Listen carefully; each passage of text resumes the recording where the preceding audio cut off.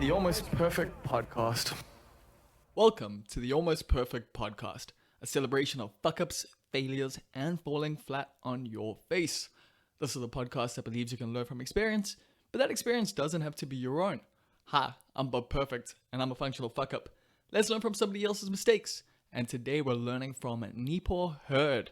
Now, Nipho is a musician and an entrepreneur. Nipho has two companies.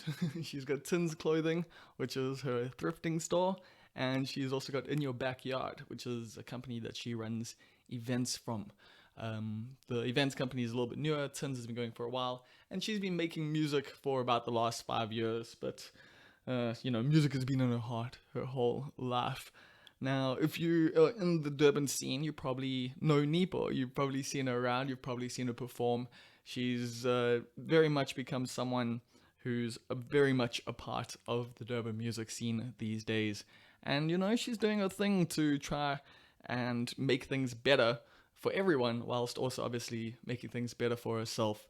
And so we have quite an interesting chat about, the state of music, man. The state of music in Durban, what it's like to be, an up-and-coming artist who's struggling.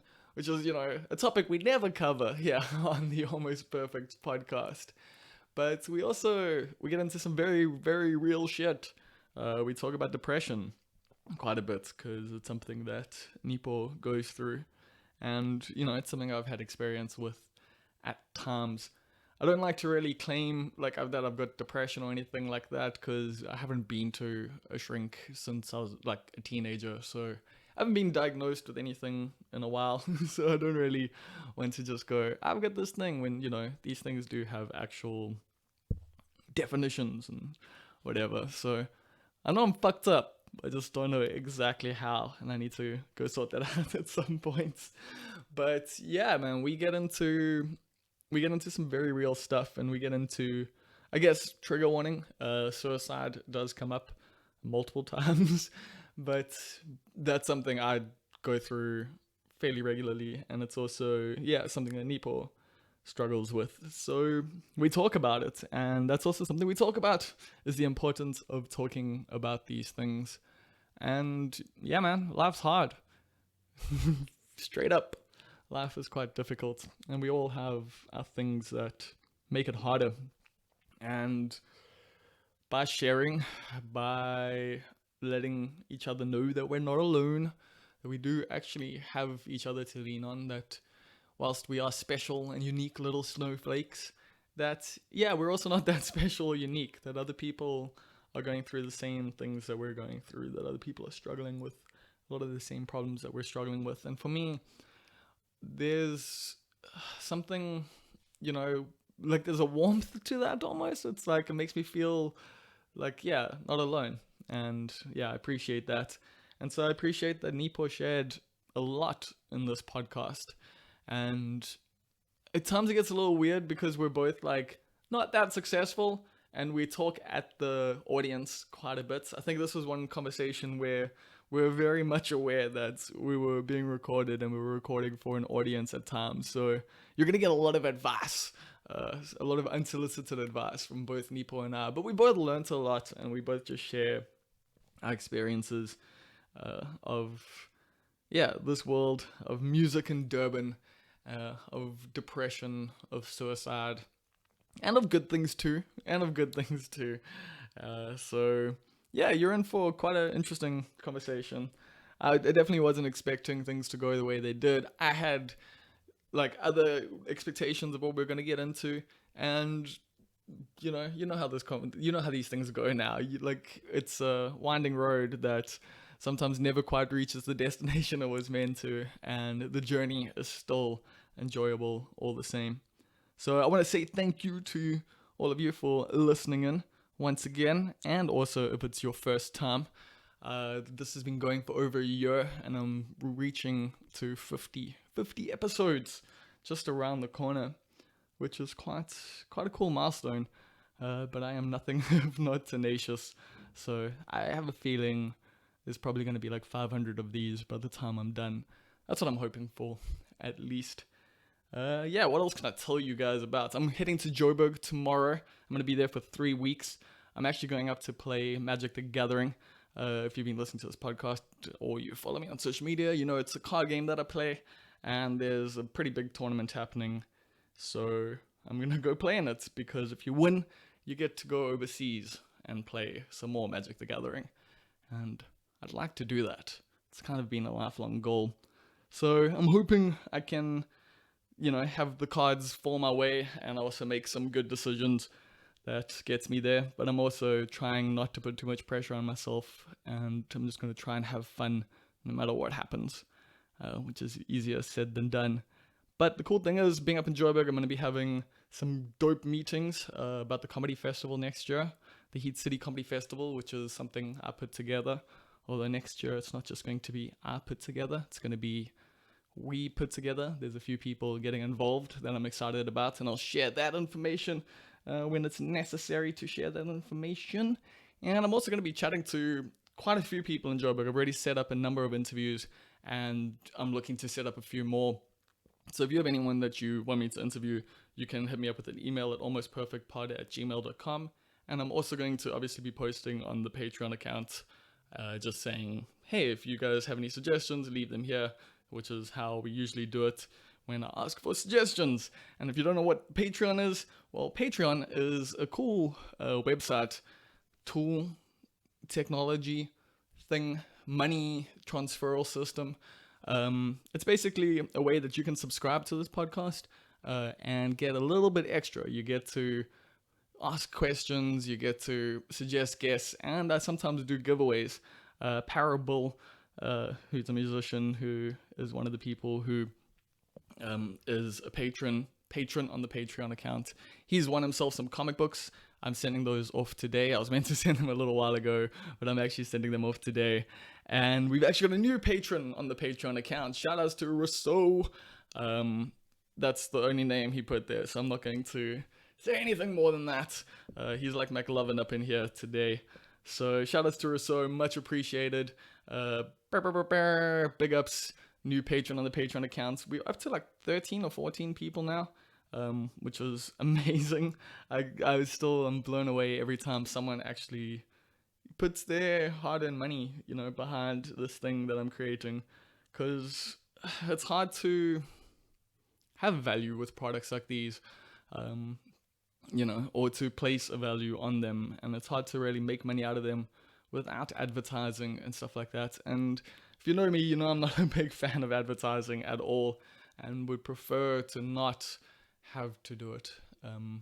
We'll see. Maybe it's not something I'll have to do if enough people sign up to the Patreon account. And I've also got a thing, if we get to 20 patrons, I won't mention the Patreon account at all for a month. So if you are sick of me talking about it in the intro, then hey, simple thing you need to do. Just go sign up at patreon.com/almostperfect. Other than that, you can follow us on the internet, especially on Twitter. We are almost_podcast. We're also on Facebook at the Almost Perfect Podcast. We are on Instagram. There's nothing on there yet. There will be content on there at some point. Who knows when? But go follow Almost Perfect Pod, and maybe one day you'll be surprised and you'll just go, cool, there's something I can now like. So that's that. We're also on most of the podcast platforms. So whatever you're listening to, maybe you're listening to on a platform you don't like, go to the platform you do like, type it in, you'll find us. And please leave ratings and reviews. They help a hell of a lot, especially on iTunes and Apple. I want to get up in those rankings, yo. That way more people can hear this. So if you like this and you want more people to hear this, then yeah, do that. Go and give it likes on all the platforms that just likes are available.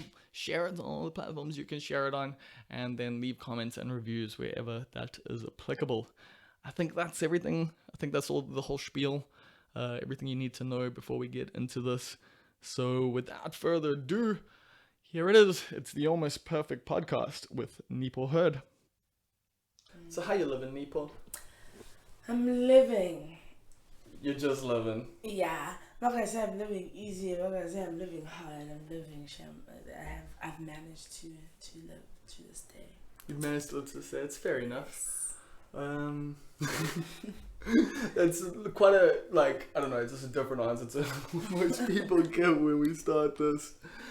But it's why you're not living good? Why you not living hard? What's up? Why is it in the middle at the moment? Well, I'm a freelancing artist, so of course it's not living easy at all.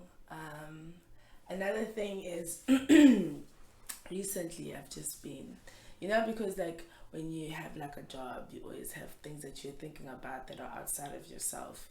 Sure. Then when you start freelancing, all the little things that you are escaping just start haunting you, and then you can't sleep, then you go through like weird times. So I was experiencing a little bit of that just a few weeks ago. But now I'm out of it, that's why I'm not living hard.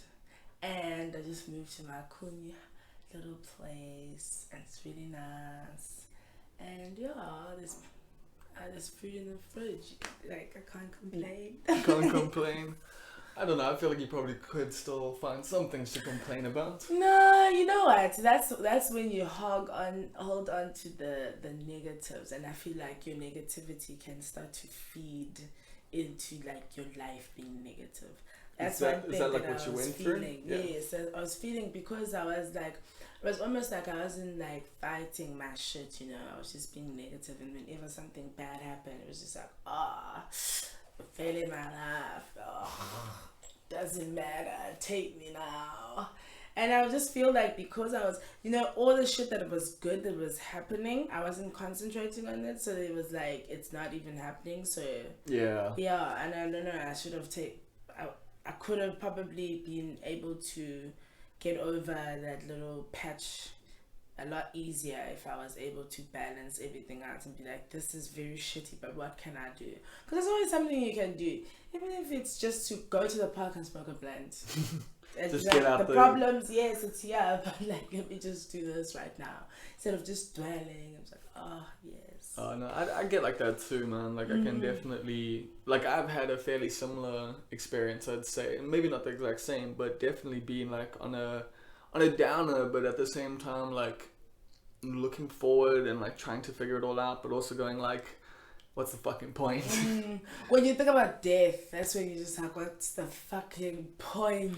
I don't know. I think about death all the time. Though. Like that's been my problem for like my whole life. It's like I've never really worried too much about dying. It's always kind of been like this thing of like, well, at least like if I get over it, like I can always just tap out. Like if this stuff is like too much, like at least there is like a time where you can go, you know what? No more. But I feel like this is a bit dark to start off the fucking conversation with. Yo.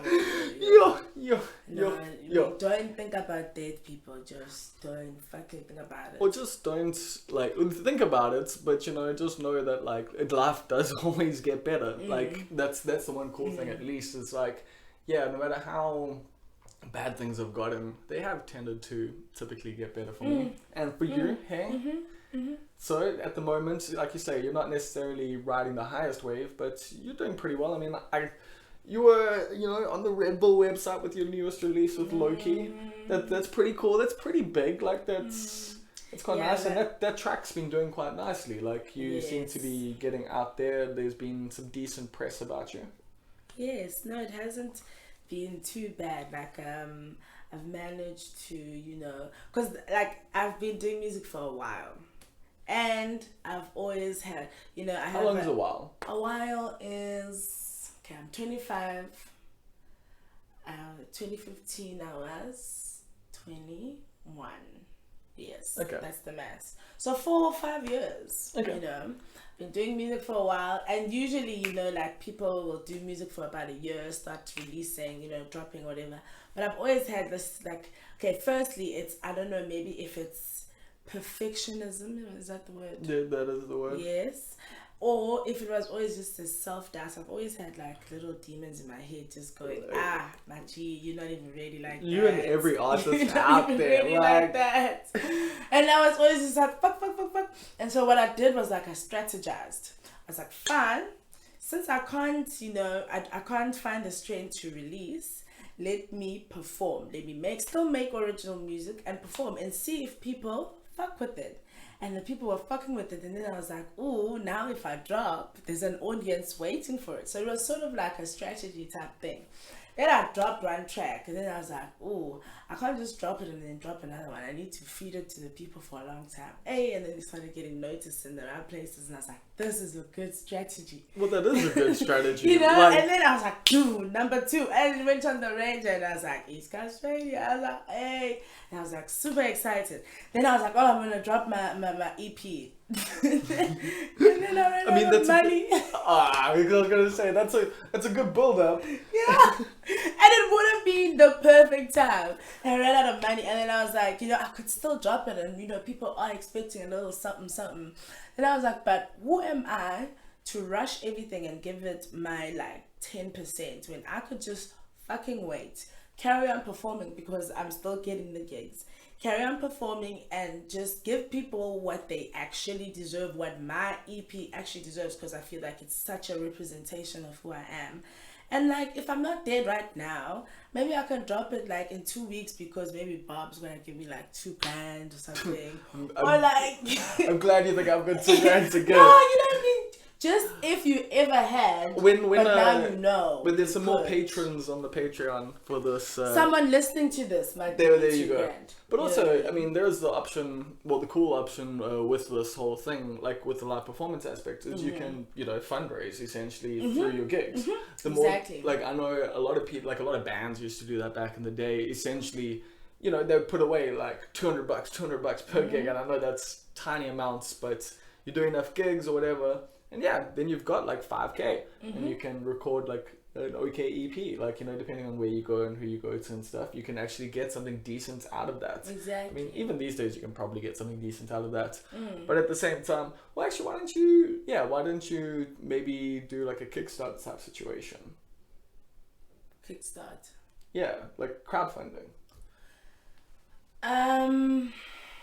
You know, I just need to get myself. You remember when we met like a couple of days ago, and I was just like, I will hit you guys up when my life makes sense. We met more than a couple of days ago. We met years ago, but. Oh no! When I said when I met you guys, I meant met up, people. Anyways, so like right now, I'm just in a place where I'm like, okay, put that there, put that there, put that there, put that there. Cool, Nipho time. You know, once I start focusing on myself, I'll know. I always start having ideas as how to help myself, you know what I mean? That's one of the reasons why I quit my job, is because when I am with myself, we know what we're doing, you know, all 10 of us are just like... What job did you let's have? go. I was bookkeeping for a bullshit company. But like decent salary? Or? Yeah, that's why I didn't quit for so long, even though it was so bullshit. So but what made you quit? Like, I mean, that's a pretty big deal to go from decent salary, stable job, to just going, cool, I'm gonna bail on this and just hustle now. Like, you know what? I was like, shit, I'm about to turn 25. This is the youngest I will ever be. I am miserable here. And I've got this qualification that hopefully I can always fall back on. Yeah. If shit, you know, happens. But I hope that doesn't have to happen.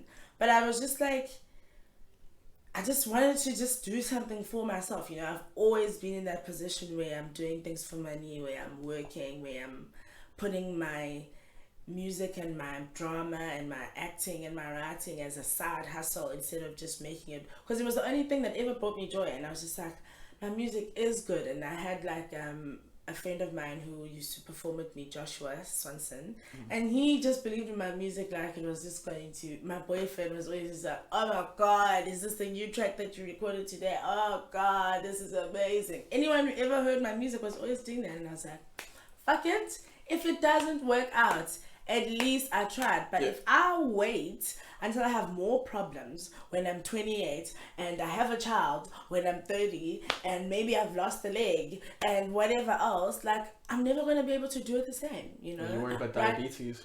Diabetes? I could losing a leg. very well get diabetes the way I eat chocolate dog. Yeah, I'm kind of worried I've got it at the moment. I'm avoiding that doctor's visit. We'll see. No. They say take the first step. No, I know. You need to know. I'm going soon. I promise you, listeners. But you look so slim. I feel like you don't have to. You can be slim and have diabetes. Oh, I'm so ignorant. You're still young. I know you think. I know that's the weird thing. Like you're like, I'm 25 and like, but that's still young. You still got many years ahead of you, and at least you have taken these steps now. And I like that you're going like, I can always fall back on my degree. It wasn't a degree. Well, It was diploma, like, yeah. certificate, whatever it is, your qualifications and your experience in bookkeeping later. Like I can do the boring office job, to provide for me later in life if I absolutely need it.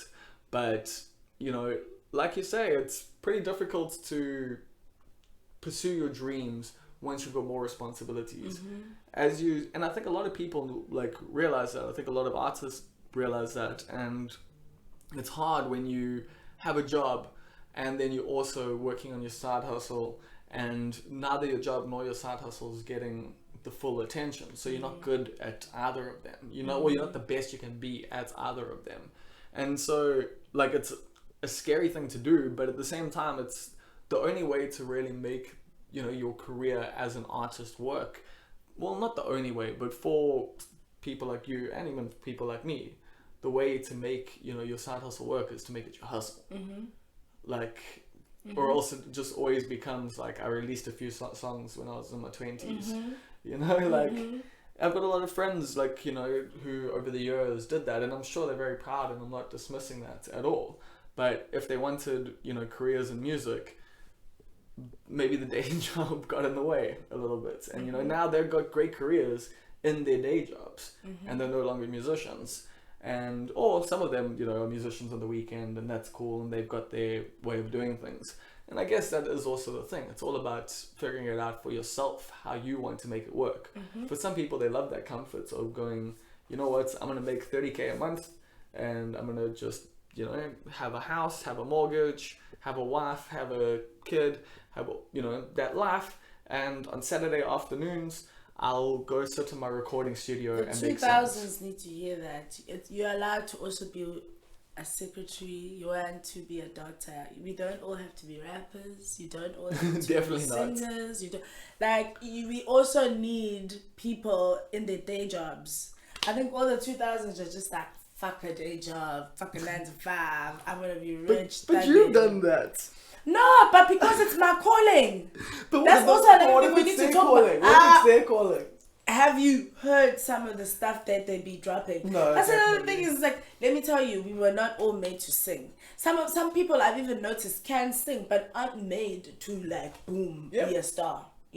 And that's no diminishing of anyone's talents or passions or whatever. But like, there's a thing inside of you. You can be a recording artist who never has to go on stage. Exactly. There's a thing inside of you that leads you to wherever you want to be. And when you want something bad enough, that's something often I feel will distinguish people from, But there are people who want something bad enough and they don't have the talent. That's also who I need to talk to. Just because you have the money to buy the mic, maybe it doesn't mean you need to buy it for yourself. Maybe your rapper friend that you're always making rap the interlude or whatever, the little part, is actually the one who should be given the mic. And maybe you should produce or manage. We don't have to know you. And I'm also speaking to my own generation as well. It's like we've got producers who want to be in the front line. Now we also don't get the dynamics or whatever, and then you also now not getting the best you can get from your producer because he's a star. And like, it's like we can't both be stars. You're still gonna get the money you're gonna get whether you're in the limelight or not, but if you're gonna just focus on that. But branding has become like this thing. It is, but it's because of competition that branding has become this big deal as well, because you're trying to get work. So, like, as a producer, I totally get why, like, DJ Do you Khaled, know that is producers branding the fuck out of himself, even though he doesn't produce fuck all. It's because he knows that by doing that, more people are going to come to him, and he's going to make more money. Like, I hate it, and I'm with you. Like, people who know, like, in the music industry, know who the good producers are. I know some who to people go will come to me and I haven't mentioned who my producer is, and they're like, who the hell makes that? They will always want to know you. They will always want to know you. Yeah, the right people. When you're not even honing your craft now, you are too busy now rapping. Now you're too busy auto-tune singing. you're building so much thing and you're not pushing either one. Because I've also got people in my life where it's like we just dropping music and we're not pushing shit. And when people look at your numbers, because people look at numbers, bruh. Yes. They're gonna be like, oh, he's got 6 mixtape, each song has 33 likes or 33 listens. That doesn't look good. It Push really doesn't. one song for fucking 3 months, dude. That's fine. You don't owe anybody anything. You owe yourself to do your craft the right way. Be patient. Want to get there. I guess people do also, like, you know, they'll put something out there, like they'll make something and it's fairly low quality, but like there's potential in it. But they'll put it out there once or twice, you know, like they won't have a plan for it. They won't go like, you know, they won't email it to any... Check like, balance there. Sometimes your screen is just orange. It's just orange. Because he puts this stuff out there and he explains this stuff and he lets and you every time you're reading it, it's in a different and everything's thing. ingenious. And like I think he's got a Wikipedia page. I'm not sure, but like wow, I think he might have created a Wikipedia page for himself. But that's crazy. But I know like he's like ingenious. All his lyrics are there. He annotates them. He tells you what they mean. Like you see that shit is inspiring. Yeah. And that should, like, sometimes you can be, some people will argue he's got a plan when he does stuff. He's got a plan. Yeah. You know, some people also like want to distinguish people in the talent basis. So like, oh, so and so is more talented and so, but so and so is doing better, why or whatever. Yeah, but the music industry has humbled me. Talent, passion, that's very cute. Yes, have that. Put it in the bag. But my G, everyone's got talent. Work ethic. Yo. Your work ethic can set you apart from even like Erykah Badu. You know, I could be 25 she doesn't and show up to all the supersede. gigs, so. You know what I mean? So you can get more gigs and get exactly. paid more I could be because you show richer up. than what's her name? The other one that did the song with Bob Marley. What's her name with the dreads? Come on, she's famous. I have no clue who you're talking about. Lauren Hill. Okay, yeah. I could be richer than I Lauren like when you're Hill going, I was like, you Lauren know? Hill. I could be richer than Lauren Hill still. Like, in my lifetime, I'm not saying, nah, like, I mean, of course I'm not. But I'm saying, like, my work ethic, yes, she is greater than I could ever be, but my work ethic within this passionate and talentedness could set me apart. You know, that's one thing that I have learned. I have learned that I must just swallow that whole thing of deserving this career and work for it. Because what makes you deserve it? What more makes than me anyone else? deserve it than anybody else? You know, like like you were saying. I mean, there's lots of people out there trying to do this thing. Lots of people out there trying to do this thing. I mean, I think I've said it on this podcast before, and I've definitely said it to other people. But there's this rapper called GDP, and one of the lines he says on one of the songs is, "It's a dirty job, and everyone wants to do it." And like that is the music industry, like to a T. That's the entertainment industry to a T. Like everyone wants to be a comedian now. Everyone's always wanted to be an actor, you know. Like, and our media, you know, encourages that. You know, Instagram, TikTok, everything is like, tell me your thoughts. You're a special person. Day, yeah. Like, you know, so. Yeah, we're in an interesting space with that, and but that's also the thing. It's not necessarily like it depends on if you want success in this thing as well, or what you determine success to be. Do you want financial success? Do you want the same kind of career that we determine to be successful, or do you want to, you know, just create music and you don't necessarily care? It's all up to the individual. Yeah, that's true. I assume you're kind of like 50-50 with that. Like, you want to be a successful musician, hence why you've quit everything you're doing to pursue this thing. But at the same time, we were chatting beforehand, and you were saying, like, you don't want to, like, make music just for it to be popular. The thing is also, like, I having quit my job has also made me very much get in touch with all the sort of talents and the sort of likes that I have. Yeah. So I'm not just making my music the only thing that needs to, you know, give me the bread and butter. So now I've realized that I have a passion for events. I have a passion for doing things my way. Yeah, I was going to chat to you about know? this. Like, so you've got Tinz clothing, which is your like thrifting clothing brand, and then you've also got In Your Backyard, which is your events company. So Tinz you've been doing for a while, and then In Your Backyard's more of a recent thing. tell us about Tinz first, and then we'll get into In Your Backyard. Okay, Tinz. So basically, in Maritzburg, there's a friend of mine, Jessica Bedingfield. She did anchor, so I was a little bit involved in that. And when I came to Durban, obviously now I have no clothes and whatever, and she's not here and whatever, so I'm not buying from anybody. And then I had a weed fine at varsity. They found me with weed, and I had to pay 500 rand. Now I can't call my mom. I didn't know that was a thing. You bastards. Anyways, I can't call my mom. You know, I can't call. You know, I'm just. This is nobody's problem but mine. I'm gonna solve you this. know? Yeah. And I was losing a little bit of weight at that time, and all the time, and if I was stressed, people were just like, dope, dope, dope, dope, dope, dope. And then I went and I sold the clothes, and I made like 1,000+ rand in that one day. I was so happy to give them their money, so happy to and then I just started Tinz. And then at the time, me and this guy were like friends and vibing or whatever, younger. And then this guy, your current boyfriend. And I was like, ooh, you can do the men's section. Ooh, yeah. Then we got our other 2 friends, and then unfortunately one of our friends passed away, and then we made the logo out of him. Like, he's the face with the... I didn't know. His name is Mickey. Yeah. Okay, okay, that makes sense. I've always dug the logo, like, yeah. Yeah, and he was like a fashion guru, like... He and younger for me, like, I would get into like varsity and just my heart would just pound. I'm just like, where are they dressed from? Oh, they look so gorgeous. And Mickey just, he was so stylish anyways. And and me and we were a trio, him, myself, and younger. And so when he passed away, it was just like our business is like paying homage, you know, to him. And so that's how Tinz started.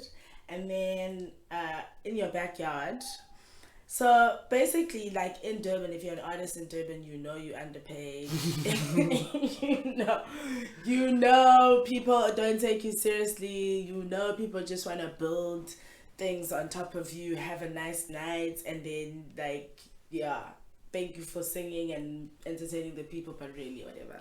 You know? But really, we're just here to sell alcohol. Yeah. And I was playing, or I wasn't performing at all. It was either that or the other. And Roots Up was starting up, and they were doing their shit, and they were doing the shit that, you know, that I was now interested in, and it was relatable shit because, you know, the guys were also starting out, and they, like, I'd have the privilege of hearing some of the problems that they were having, some of the successes that they were having and stuff like that. It's like, cool.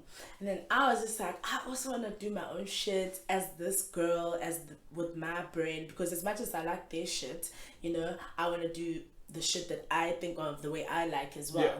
You know, and I was also like, this whole thing of like having artists, if you're not even going to pay an artist, at least do something for the artist. Make it as painless to be here in your environment as possible. Make it something that people are going to come to, and like people who matter come to and want to write up, and people want to book, and, you know, make an event where we're going to grow. And as soon as I get money, I'm going to be like paying. And I'm just like, and I tried for like so long to fucking get sponsors, and I just got none, and I was like, fuck it, I'm gonna do it out of my own pocket. Then it was like around about the same time that Bailwansta was leaving to Johannesburg, and I was just like, you know, we don't have an industry in Durban, and that's because there's no like sort of networking. Actually, people don't know people. I know so many groups of people, but they don't know the groups that I know, because they just know themselves and the groups that are like them. I mean, there's industries in Durban. Like, there's lots of different like subsections and stuff. But like, on the whole, even in music, even in our that's little what I'm saying. music. That's what I'm saying. In music, there's like little different industries, but there isn't like necessarily one overarching like Durban music industry at all. And it was, for me, it was like, how are we going to have supporters if we don't support ourselves? And I was just like, you know what? I want to form like a Durban music orgy. I really tried to think of another word, you know, where we all fuck with each other. Like, for real. you know. And I'm so lucky that most of the people that are in my audiences are other musicians. And if they are not musicians, they're people who are involved in music, because that's what I want. So I wanted to have Durban start having an industry, and I wanted to do events my way where it's respecting the artist first. Otherwise, it just doesn't happen. Where the artists must get there and they haven't paid for shit, and when they get home, they haven't paid for shit. And yes, I can't afford to pay people right now, but everything that I make sure it's to cover everything else. Because I did this one thing where I made people split from the door. Oh my god. Because it was like... I've done that many. I think they were like $5.50 each. Oh wow. So I was just there's been comedy nights like that. But I've definitely I've definitely had like nights where I've had to give a band like $200 and I'm like, yeah. And then I was just like, you know what? That sorry. doesn't even cover food. That doesn't even cover a drink. No. And I was tired of being one of those artists that go to my own events and I can't even afford a fucking drink. Well, I was gonna say like I stopped throwing events because like I was tired of like putting on an entire event, paying everyone, and then going home and like, you know, it costing me money essentially. But that's what I learned, is that I am a musician who's throwing something for musicians. So I just need to think like a musician and then think like an event organizer and then put them together. And I was so lucky because I know so many circles of people. And they will always, because now I'm using my musicianship, I'm using the Nipho Hurd thing to now attract people to my business thing. You know, and also I know the right musicians. Have you seen my motherfucking lineups? Yeah, they've been solid. You know what I mean? Like I can't even thank those guys enough. And everybody gets on stage and they kill it. And it's easy to kill it when you ain't got no worries about how you're gonna get home. That's another thing that I was trying to eliminate, because I've been in positions like that where I borrow money to get there and I'm too scared to borrow the same money to get back. And at that time, of course, they ran 2 hours late, and it is now. And now you got 5 minutes for your set. And you still have to call the same damn Uber that costs 60 rand. You know, I've been into shit situations, and then I was just like, so when I saw somebody that was doing something that I liked and respected, I also wanted to do it my way. So I must say, like, shout outs to Ryan and them, because it was through them that I was inspired, because I've met some shitty ass event organizers. Yeah, no, they've done a fantastic job, like, over the last few years of just, creating some integrity and some stability. And like, being honest when shit is fucked up. Yeah. Like, being respectful enough to be like, so this didn't work. We owe you this amount of money. Not really sure when we're going to pay. But, like, just, like, always leaving there, understanding everything. There's no fucking underseated, fucking lying, blah, stuff that we go through in Durban, you know? Yeah, no, it's... The whole thing is such a mess, man. Like, I don't envy any of us when it comes to this thing, because there's very little, like, actual support, like, for artists, and there's no union. There's no one, like, unless you get a manager or someone, you know, to represent you. But then it comes with the issue of how good is your manager? Like, because if your manager isn't that good, they're going to cost you, like, more than they're going to earn you. That's true. And, yeah, have you thought about that? Like, you know... Yes, I've had a couple of offers, and then I've also asked people that I was like, okay, cool, maybe you. But at the moment, I'm back to just being like, let me just do my shit a little bit. And I think for me, it's just mainly because I've heard so many like shitty stories. Yeah. And I just haven't been convinced by anybody. And I just feel like I said, you know, this is the youngest I'll ever be. I can take this risk for now. And the thing is, I feel like I am talented and I am supposed to get somewhere someday. So if I can't do it by myself, let's say in the next 2 years, I'm pretty sure there'll be someone who'll still be like, yeah, girl, you're still talented like that. Let's just, you know. So I feel like, let me do it my way or the highway, and whoever gets to me, you know, is going to be doing my shit. And they experience as well. They're not trying to learn and grow by me. No offense, like, that's fine, you can grow and learn, and that's something that should be done, but I need somebody who's experienced, just because I've been through so much. Yeah. And like, no offense, y'all, like, I'm not trying to be like still like fucking grinding and you asking me what. No, I need you to get there and be like, okay, cool, this is that the dog. I've been through so much. I have been starving for this career. If I'm still gonna be starving with you, that's fine. Let me just start by myself. It's easier. Oh man, I've been asked to like manage so many times by people, like lots of people, and like I've been like tour manager for bands a few times. Like that's been fine, but fuck no. Like I can't even manage my own career, and you want me to like be getting you bookings and shit. Like. Yeah, like, but over the years, many people have seen me as like this person who can like make their careers better. Like it. I mean, because of the sort of connections that you look like you yeah, but I don't utilize them, and I don't want to, and it's not things I enjoy. I Like, wouldn't ask you just because I'd be like, there are so many people that you've probably offended. I mean, And like, I most of get them there are and working you with just me like, anyway. Bob, perfect, represent. And they'll be like, oh, isn't he the guy? Oh, didn't he write those things? Yeah, like, Yeah, and just you know be what? fucked. Many people are like that, and a lot of those people either aren't in the industry anymore, or they work with me now. So, you know, we're all good. Like, no, there's probably a few people that still harbor grudges based on some things I've written and said. But also, people need to chill the fuck out and get over themselves. They don't. What? They don't chill the fuck They out. don't. Like, I mean, I haven't faced too much of it, but like, I don't give a fuck about anything people have said about me. Like, goddamn, like, why do people worry so much about like what someone wrote about them on the internet? I'll never understand it. It's like, if you don't, like, think about it yourself.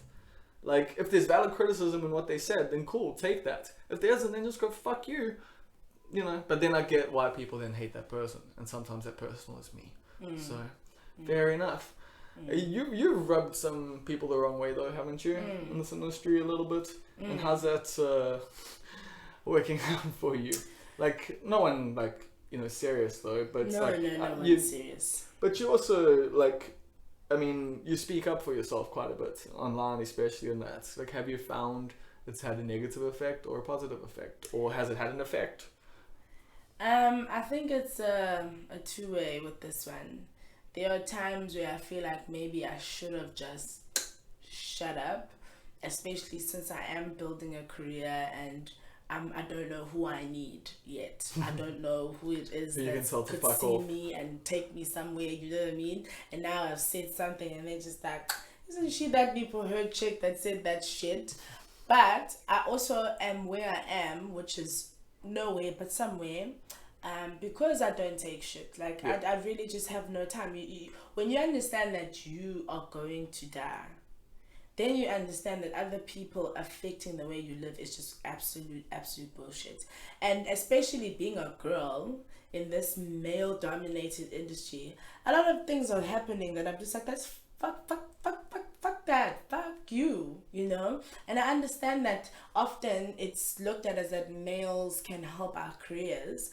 I don't give a fuck if my career takes 10 years. If a man is going to disrespect the way I'm trying to do my shit because he's a man and he knows better, that's not going to happen, And also, like, people being conniving and shit and people not paying me, I will speak about that shit. I will speak out. Like, we are so tired of people using the fact that we're desperate to get this gig so that we can buy bread, and so we're gonna just shut up about their bullshit. You'll book us 1 month for a festival and then you pay us a month later and you lying to every single person. You doing that shit, nigga, and we don't like it, and so we speak out about it. And people, like, I've had that shit so many times, and it's just like, I'm not going to stand for it. And a lot of people say, shut up because you're going to ruin your image. And it's just like, well, those aren't the type of people that are supposed to fuck with me anyways then. Because we don't, like, have the same values. See, that's exactly the thing, like, I kind of feel about the stuff I've written and whatever. Like, if people don't fuck with me because of, like, a lot of the shit that I've said, granted, some of the shit that I said was problematic and fucked up, and people have called me out on that, and where I've agreed with them, I've apologized and whatever. But like in other things, you know, just like my opinionated shit and like my writings and like, you know, about bands and the industry and everything like that. Like, if you hate me because of that stuff, then cool. Like, we were never going to be cool anyway, because that's my fucking opinion on the shit. Yeah. You disagree with that, and we clearly have a fundamental misunderstanding of the way the world works and the way things should be, so let's leave it at that. And either way, you read it, you commented, you added to that engagement, motherfucker. You engaged. But in terms of the industry, there are too many sharks, man, and like they're not even like real sharks, they're like guppies. Like it's they're small-time just sharks. liars that live in Mshanga, so you can't get to them. That's the actual thing. They're not even any animal, whatever. I feel like you're calling out somebody specific there.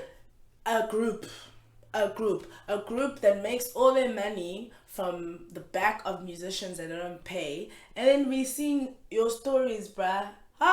People are living, and you just like, I used to always say this thing, is that I pay everybody that needs to be paid before I even look at what's left over. Yeah, that's what integrity is supposed to be like. Because at the end of the day, but you get that's not capitalism. Right? Hey? That's not capitalism. That's the thing, though. And that's the thing, is like, we need to call that shit out, especially if we care about our livelihood at all. Have you seen how many musicians have been committing suicide because they're not making as much money as people see them to be making? You know, your worth. Well, there's that, and there's also just the industry pressures. There's the industry pressures. A lot of of them come from the fact that they are making zero money, and they've got all this pressure. Because you're on tour. And it, like we were chatting before this, like I was saying, like, you know, the industry, like if you're signed, you're not making money until all your costs are covered. Everything, and the costs more when you're on a label than if you go to the studio yourself. That studio time isn't $5,000, it's $50,000, you know?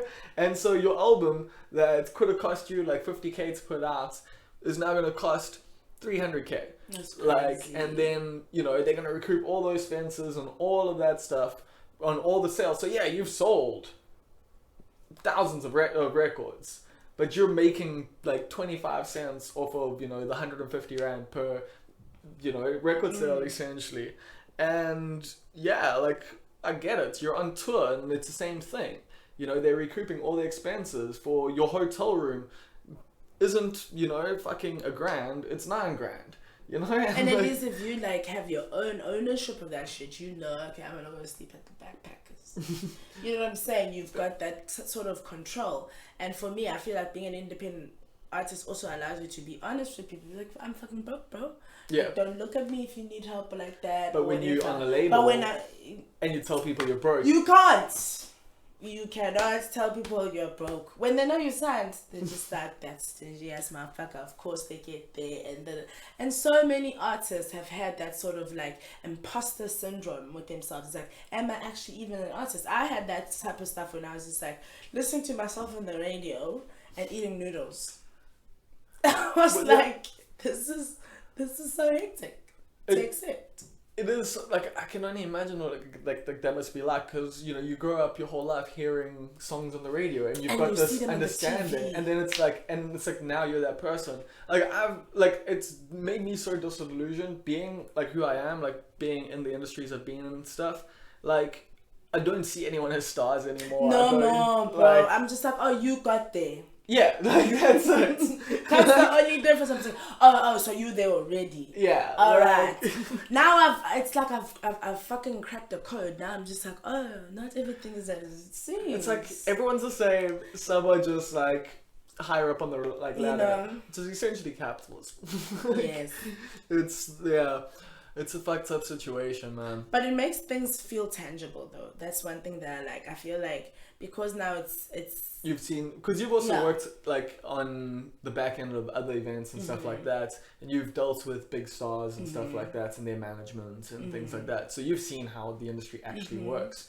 I think that's always something. I definitely think like young musicians should probably try to do that. They should probably try to get internships, you know, with festivals and stuff like that. and Work at the bar. work at the bar. Like, work at the VIP bar. Go, like, dude, like, there's no work too little when you are in an environment where you can speak to people. Yeah. Network. You know, there are often times where I'm networking because I'm the lady who's supposed to check people in. Yeah. And then it's just like, oh, you are so and so, from where so and so. Yeah. Oh, can I lead you here? I mean, I do the love door your at work. 90% of my events because I like to like chat to people when they come in and Exactly. get to know people, and yeah, It's and very also I don't have to important pay to someone. chat. and that's very. It's like I MC my own events or whatever and all that because I need the crowd to see where it's at. Yeah.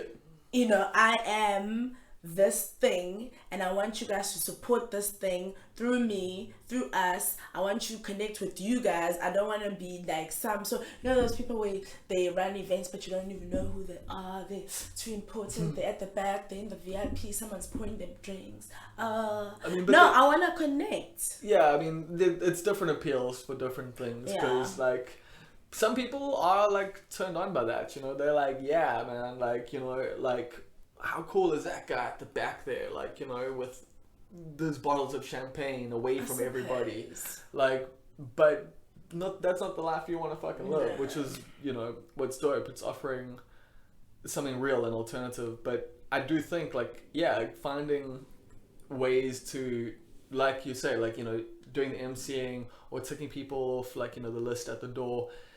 These are different ways to see how events that you're going to be, you know, like if you're a singer, like a part of, you understand the experience better, you understand what's going on, you understand how the money's coming in, where the money's coming from, who it's going to, like all those things. Musicians, I've found, like through my history of doing this, don't have an understanding of the business. Yeah, that's why they get robbed. Yeah. Now people are but gonna name it's expenses. also why they ask for like way more money than like as they can, well. like they can as make. well. Oh my gosh. That's my like your worth, unfortunately, in the capitalist venture is essentially how much you can make for other people. So when you ask for 5,000 rand, look at the ticket prices for the event. Think how many people are going to come for me. How much of that is covered by this? So if ticket prices are 500 rand, cool. 10 people need to come for me, and that's fine. But I mean, that's pretty rare. Like if tickets are 100 rand now, like that starts getting 50 people need to come to see me to justify that. But I mean, that's not the exact, you know, way you should go about marketing yourself and whatever. But it is a good thing to think about. Yeah. Like you should be thinking, you know, how many people are going to come to this event for me? Realistically, then I can offer now. So cool, I know 20 people are going to come watch me. I can charge these guys $1,000. And that's also why then before you even get on stage, when you're at home, that's why I say rather than dropping the whole 10 mixtapes, drop the one and push it for 5 months. Yeah. Get the numbers on, because as stale as you might think your work is, to someone who's just received it, they're fucking bumping it. They're telling their friends to bump it, and now your numbers are looking good. So now as a festival booker, let's say, I'm gonna be like, ooh, 5,000 people are listening to this, and I'm be like, engagement. Everyone looks at that. That's how you know what I mean, and that's how now you can justify saying 5,000 rand, because you know then in that region you've checked maybe on your Spotify. Oh, Joburg is killing it. They're loving me. So when you go to Joburg, you're gonna be like, hey. Yeah. I know. And when you go here in Durban, then you're gonna know, okay, who's fucking with me, where are they fucking me, are they gonna be? But where they fucking me? No, don't say that. But you know what I mean? You're gonna understand your worth a little bit better, because you're gonna be working towards your worth, because also your dreams only work for you as hard as you do for them, you know? Sure. So like, just never put, like, I've been slacking in my work and I just wanna punch walls. But best believe when I come back, bitch, every day people are gonna be blocking me on their phones. They're gonna be muting me. They just don't. We're not gonna want to see, because I'm just gonna put back the grind. I'm gonna be researching shit, what to get into, what festivals are coming up, how to get onto this radio station and all that. You know? Yeah, definitely. Fuck, what is your plan from now? Like, so you've been saying like you're in an incubation period for like a bit, but obviously everyone's looking forward to 2020 at the moment, and so yeah, what are your thoughts? What are your plans? Obviously, the EP is something you want to finish and you want to get out there. EP's finished, dog. Okay. If EP's been finished for 8 months, I've just always been doing this master plan of mine, which is now like at a halt and whatever. But 2020, I've just joined the gym. Simmy Sims, I'm not gonna quit this time. That's all I want to say. So I've just joined the gym, and every time I join the gym, I feel like my life is getting aligned. Okay, so now I'm getting my life aligned, and I feel like now I can start focusing on myself again, because I've been focusing on everything else, especially when you're freelancing. You're focusing on how to keep maintaining the rent, and so now I'm back to me, and I just feel like the next step is to drop one more single, because I've let such a huge gap. I'm gonna drop one more single that I'm gonna push to absolutely everything. Okay, I'm gonna research everything, because it's the beginning of the year, guys. Research festivals, even if the festival's in 8 months from now. Start applying, start inquiring. That's like, so set this up your is the plan time, for the year. Once again, these are things like bands used to do like all the time back in the day. Like, there's so many things that I think like, yeah, like there's stuff from before the internet, or not quite before the internet, but like before things were the way they are now, that people can learn from, and stuff was like that. You would look at the festival schedule for the year, and you would try and plan and go, cool, we want to try and get, like, because if we can get on this one, like the smaller one, then they're gonna look at us, and then when we apply for this one, we can do that. So you look at the smaller festivals one year, and then the next year you look at like the bigger ones, and like as soon as you get onto one of the bigger ones, then you can get onto like yeah, there's, and just build your resume, I guess. Exactly, because unfortunately, like we've said before, talent is not that important in this thing. Like, it's important enough. Like, you got to have some amount of talent. But at the end of the day, this is all perception. This is all about how other people see you in the industry. It's about, it sucks that it is that way, but it's not, because those things come from you having earned it a lot of the time. It comes from experience. It comes from the fact that, yeah, other people have gone, yeah, that band or, that artist was good enough to play here. And then someone else goes, let's give them a try here. And then, you don't put like people on, if you get booked back again and again, then yeah, you're probably good. But either way, just to like get there, it takes tenacity, and it takes just chutzpah, man. Like, but at the same time, it just doesn't always work out. So I worry for people, like, but it's cool that at the same time, like you say, you're doing this as the thing that you're doing now because you're young and you can only do it now, and there's many other opportunities. And what I like is that you're not just focusing on being a musician. You actually, like, I think stuff like In Your Backyard is a great way to also be in the music industry and contribute to it and make money out of it without necessarily putting, like I was saying, you got to go for it a lot of the time, but at the same time, it's like you're not putting all your eggs in one basket with going like, I'm just gonna make my living as like a singer. Because I stress about like my musician friends a lot, because I've just seen what's happened like to so many people, like, and you need to like really be able to have these broader based like ideas, like with things like with In Your Backyard, and understand the business side of things better than a lot of people do. So that's why, like, I respect what you've done with a lot of this, and like the way you've approached the industry. Thank you very much. Like, you've learned like a lot of valuable things in like a very short space of time. I don't know many 25-year-olds that have been as involved like behind the scenes, before putting stuff forward. And I do think like it's going to give you, some value going forward. Hopefully. Hopefully. So yeah, you're looking festivals and stuff next year? You want to try and perform a lot more? Yes, next year, bruh. I wanna everything. Even Afropunk. Even Afropunk? Not the American one yet. Okay. Just this one. In South Africa. I wanna do the whole, I didn't even know you could apply to that bands of the Battle of the Bands, yeah, I that's didn't how know. it works. But good. I'm glad that I hadn't applied yet, because I'm not half as good as other people, because I stalked everybody that was there, even Balance that was there, and I wouldn't have matched. So thank you for not letting me know that you can apply to it, because next year, my G, I will see you on stage. There's just so much shit that I just want to do, and I I'll just fail at it rather, but I'm not gonna not try to do it. Like I wanna go to bushfire. I wanna go to baseline.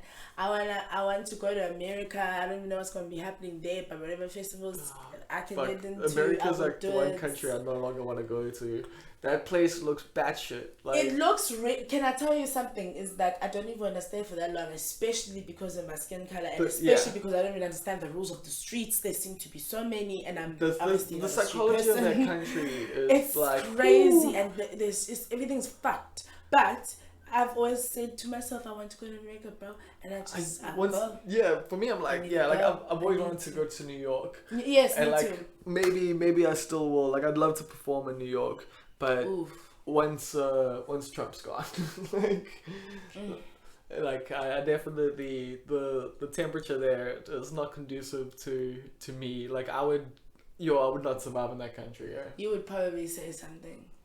No, offensive. I would 100% like say many things that would get me in trouble there. So much trouble. But yeah. But yeah, next year I'm looking at dominating, and I'm just looking at also understanding my mentality a little bit better, so that it's not always fighting me, and it can just be conducive to my growth and my What do you mean career. by that?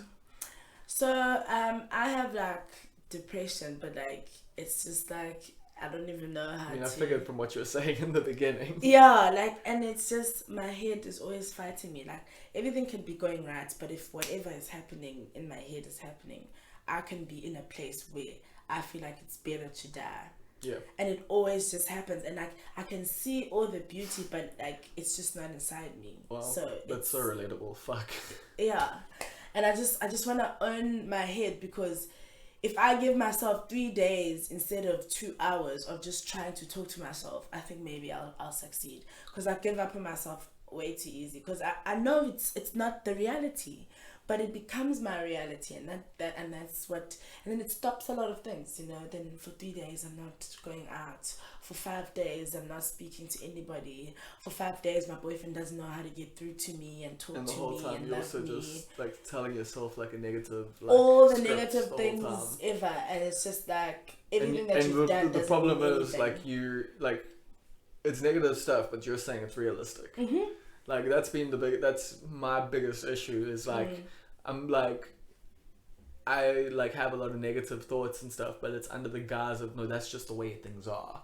Like you know, like that's like, the truth. Like, and for you, yeah, like don't tell yourself you're great, because you're not great. Of course you're not great. You've seen what greatness is. You know what that is. Like, and so you don't have a positive script for yourself. Well, for me personally, like I don't have a positive script for myself a lot of the time, because it is this thing of like comparing myself to others a lot of the time, and like going like, yeah, I'm not as good as those people, and so you know, I don't think I'm as good or that I've got value, because I don't have the same value as those people, the same kind of value as those people, but I've got my own unique value.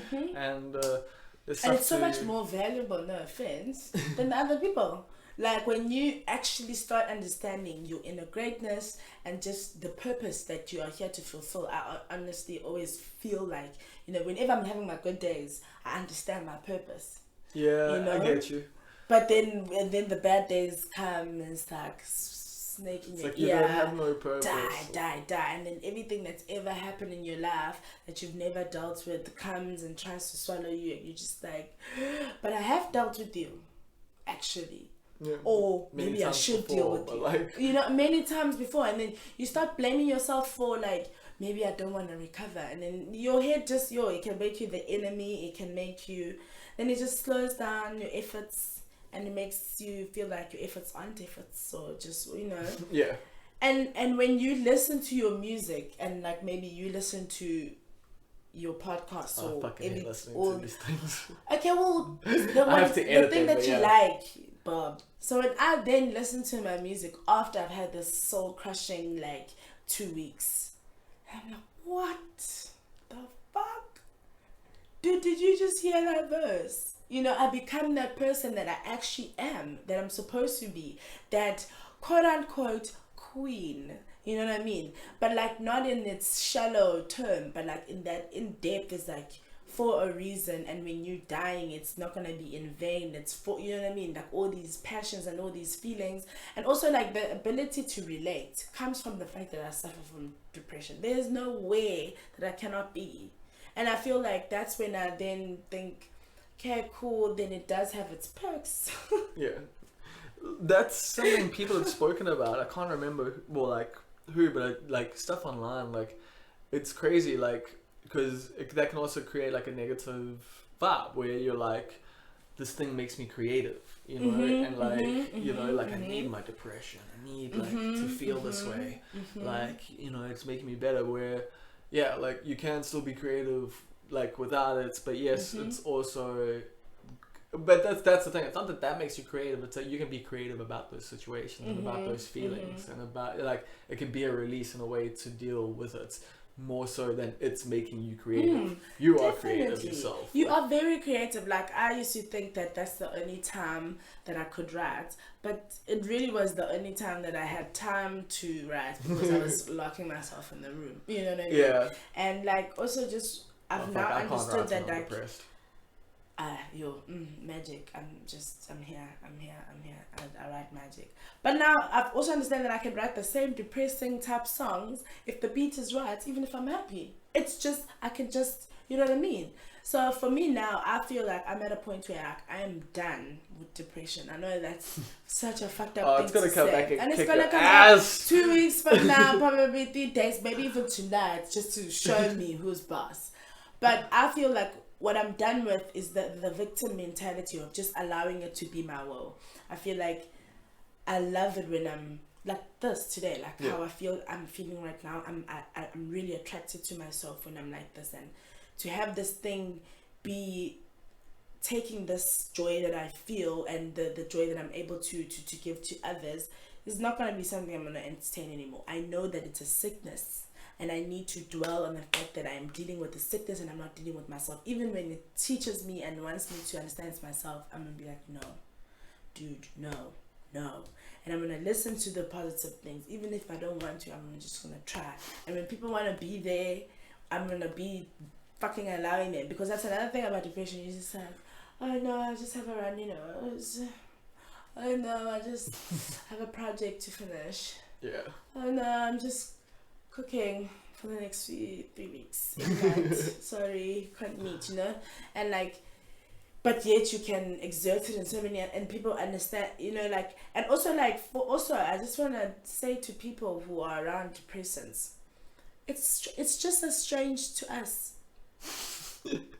So please stop making us feel weird about it. Where you're like, oh, I don't know what to do now to help you. Me too. Yeah, that's why I'm like this right now. No, even me. I don't know. And when it makes the mood awkward. Imagine how awkward I feel in my body. And you hate yourself. And I hate myself. And I hate myself that it's happening and it's spilling over to you guys too. But imagine how I feel. And no, I can't snap out of it. And no, I can't, just think about the positive.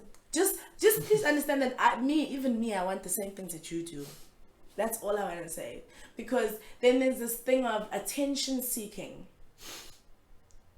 The only attention that I wish I had right now at that moment was no one. Yeah. Actually, the fact that you're here is actually more annoying. Maybe that's why I'm now starting to act like a crazy bitch. And then you hear me, crazy. You're always crazy. That's our thing. You're not crazy. Don't call me crazy. And if you choose to be around me, you honestly know my truth. So don't then you chose to be here. I've never forced anything, any relations with anyone, friends, family, anyone. Everyone likes me because they want to. So that if you can't handle it, don't make it my problem. Go away. I feel like this was like a bit of a therapy session. Like. Yes. You know, when you've been suffering from this thing, I've been suffering from this thing from when I think I started taking medication when I was like 11. And there's just so many stages of pretense that I have to accommodate just so that other people don't feel weird. And in the time, I'm just breaking myself. Imagine living over 15 years like that. You're just like, you're dying inside, but you have to make it okay for everybody else to be around you. Yeah. Even if you didn't ask. And they don't understand that even you don't know what the fuck You especially don't know. You know what I mean? You especially don't know. And when they are having fun and they're just like, oh, come have fun with us. Even me, I want to have fun. I mean, who the fuck doesn't want to have fun? Who the fuck doesn't want to go and get free drinks? Just think about that. Why would we punish ourselves? We are clearly being punished by something that is not us. And when you want to offer medication to everything, that also pisses us off. Because you know what the fuck this medication is made out of and what it does to a human being. And you don't even understand what it means to have to understand that to be yourself, you need to take something. That also hurts and that also sucks. Yeah, that's a weird... It's a weird thing to accept. I mean, I was medicated in my teens, but then I stopped. Yeah. And I don't know if that was correct or not. Like, no, you should have stopped, Bob. You'd rather be crazy. Maybe. I mean, these days, like, I don't want to go to a shrink and chat a little bit, just to try to figure some stuff out again.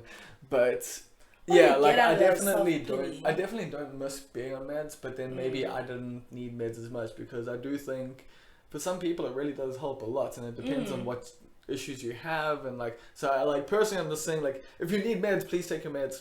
Like, only if you're gonna kill somebody. But I also or feel yourself. like we should. Oh yeah, and just fuck yo. But no, like I mean, but we must try and like, I honestly think that trying to understand our own emotions can be. I'm not saying it's gonna cure. I'm also trying. I have not yet found. Obviously, I'm telling you about like a few weeks ago I was down, so I'm clearly nowhere near successful. But I just want to try it and see, understanding myself and understanding this as a flu instead of, you know, AIDS, where it's in you and it's going to kill you. You know, I just want to have and understand the symptoms. And when I think of it more like herpes. Like, it's something you always have that it just flares up every now and again. No. But when it flares out, don't they have good herpes shots these days? I wouldn't know, but probably. If they have herpes shots, I'm sure they make you feel better. You know what I mean? But just understand that you are not this thing. Understand that it can be I don't know, it's just like, I don't know, I it just can be feel managed. Like, I don't know if manage it. Yeah, it can't be cured, but like, just manage it every time it happens, because I know it's going to happen so many times from today. But like, every time it happens, I don't want it to last 2 weeks anymore. Maybe just 2 days, maybe just 2 hours, maybe just half an hour, but just always be like, hey, and understand maybe even understand what the triggers. It's not to look around and be like, hey, every time you say this type of shit, I don't like it. Or every time I do this to myself, I don't like. Oh, alcohol. Every time I drink in the morning, I'm not right. Hey, you know what I mean? Just start also being honest. Yeah, I mean, I definitely became a much happier person. Like, when I stopped, like, doing, like, pills every weekend, basically. Like, definitely started, like, hating life, you know, in the days a lot less. Because, like, you don't have that... withdrawal shit. Your pills, you just yeah, like I always said, you're borrowing happiness from the next day. Oof, deep. Yeah, like that's so deep for drugs, bro. I mean, it is like literally what you're doing. Yeah, because the next day, I mean, you ain't seen no happiness. Like, if you can still laugh after you've taken ecstasy the night before, then you are made of some strong stuff. Like, wow.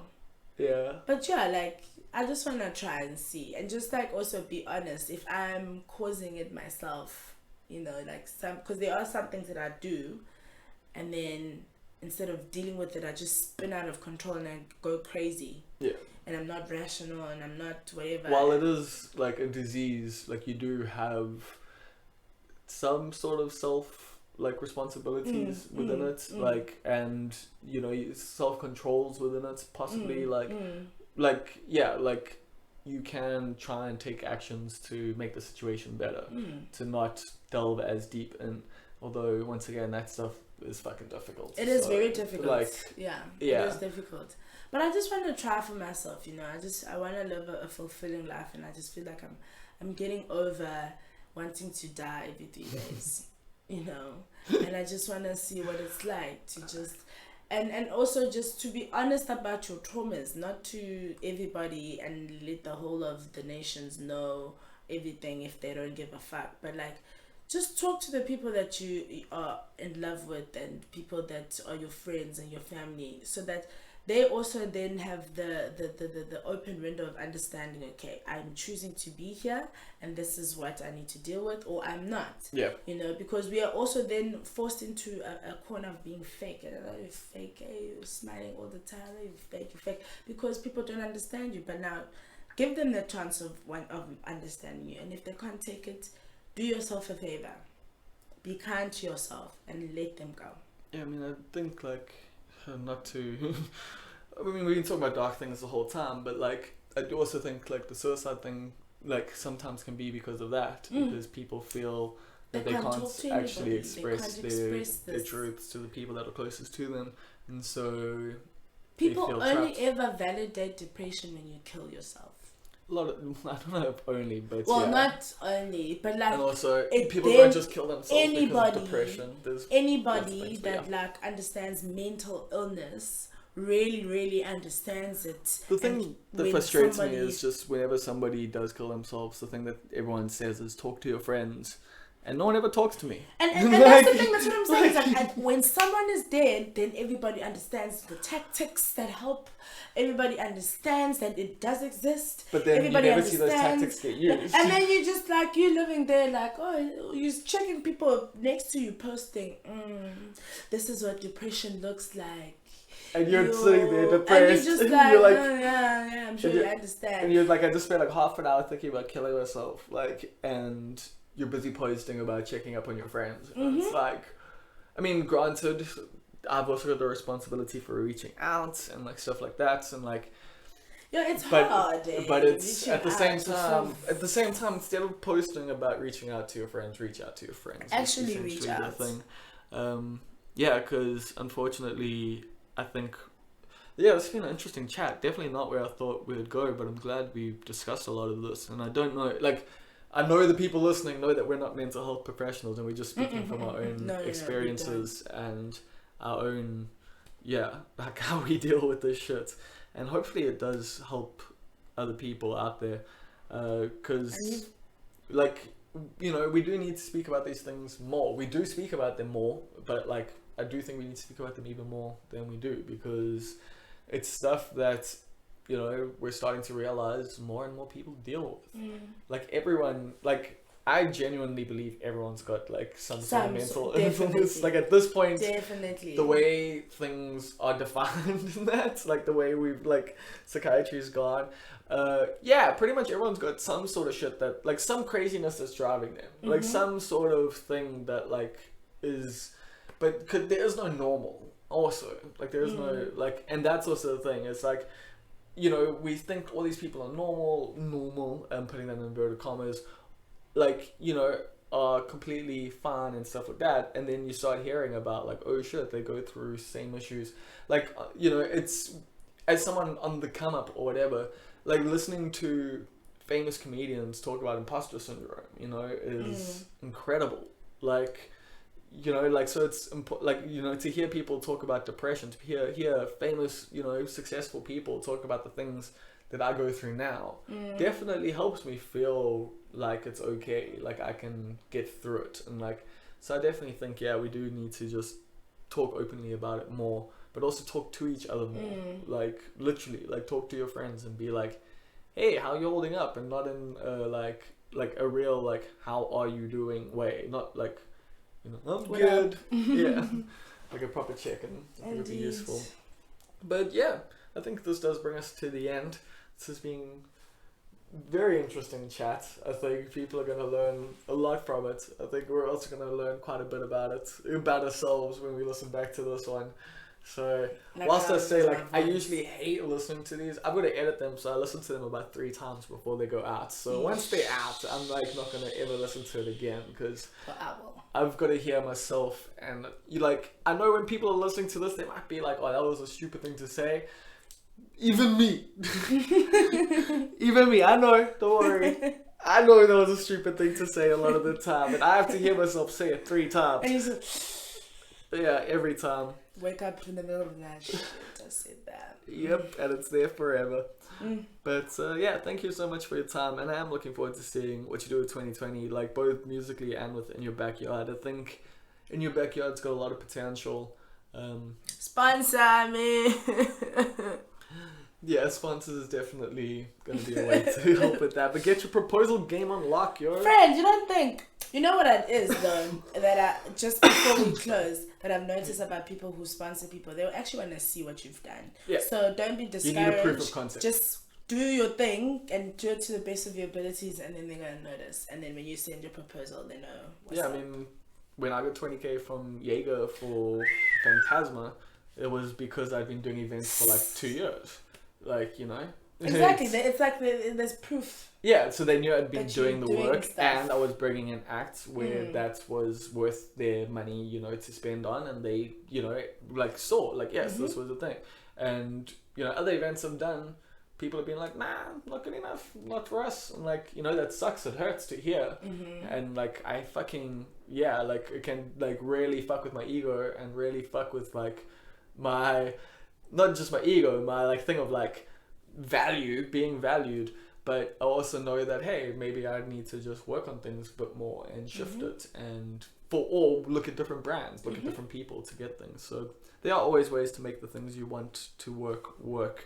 It's just about figuring out how to get it done. And indeed. that ain't always easy.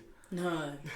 But once again, thank you so much for your time. It's and such a pleasure. Yeah, if people want to find you, they will see the links attached to this, but you can also just mention all the things. So I'm Nipho Hurd, N for Nelly, I for imp, P for Polly, H for happy, and O for oval. And the herd is spelled like the herd of cattle, Like but with curd, the U, but, yeah.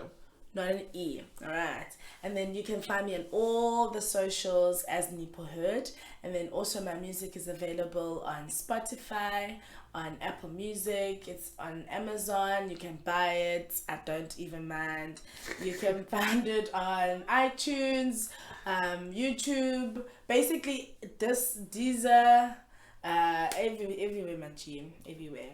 I've only got 2 songs out, but I'm coming for you. But you had more out before that, didn't you? Yeah, I had some from 19, but we shouldn't listen to those. But if you want to listen to those, because a friend of mine actually said it's very important for people to be able to see you when you shit, and then they can feel encouraged as well to be like, oh, even me, I can grow and be better.